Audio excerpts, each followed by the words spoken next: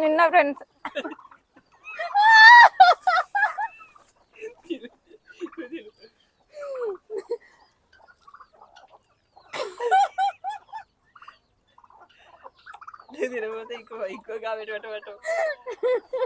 తిన్నా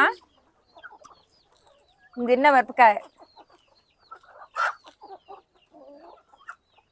ఇప్పుడు మంట వస్తుంది కొంచెం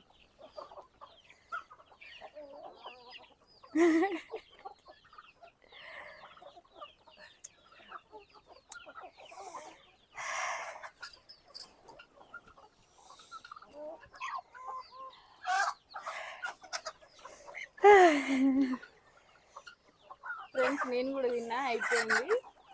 అదో ఇక్కడ పడేసిన